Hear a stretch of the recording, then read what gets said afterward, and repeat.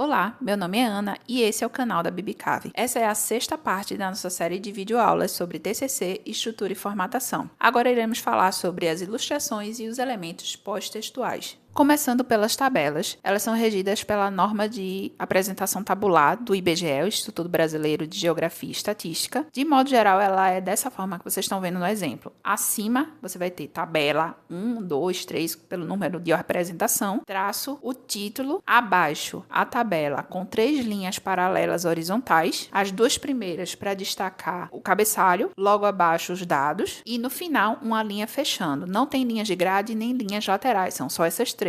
E abaixo da tabela tem que ter a fonte e legendas. A fonte é da onde você tirou essa tabela. Se essa tabela for retirada de outro trabalho já publicado, você vai colocar lá como se fosse uma citação, com o nome do autor, o nome da instituição que publicou aquela tabela, entre parênteses o ano e a página, se houver. Se for um resultado do seu trabalho, na fonte você vai colocar o autor e o ano que você está entregando o trabalho, e você pode acrescentar uma nota explicando que aqueles dados ali foram coletados durante a sua pesquisa.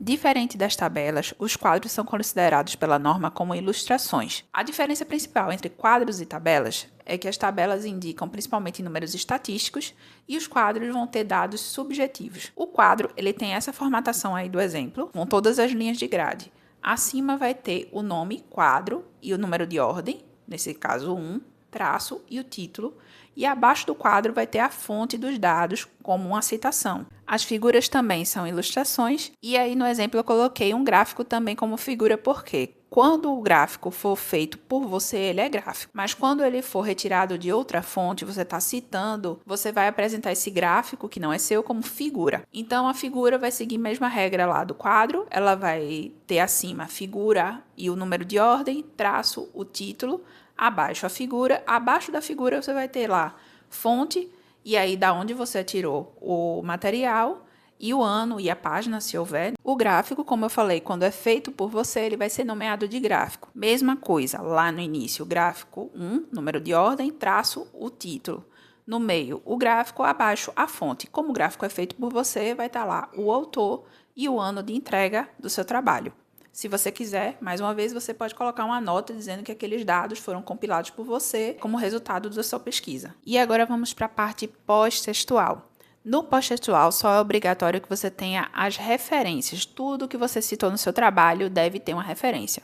As referências elas são regidas pela norma 6023 de 2020 e nós vamos falar um pouco melhor sobre essas referências lá na aula de referências e citações. Também temos na parte pós-textual, que não é obrigatório, os anexos e os apêndices. O anexo ele é qualquer texto ou documento não elaborado pelo autor que serve de fundamentação, comprovação ou ilustração do seu trabalho e que não vale a pena estar dentro do seu texto. Aí nos anexos pode ter um questionário que você reaplicou, você pegou em outro contexto e reaplicou, mas ele não é seu. Pode ter uma tabela com muitos dados que você utilizou para a sua discussão. E os apêndices são um texto ou documento elaborado pelo autor como complemento das ideias ou resultado da pesquisa.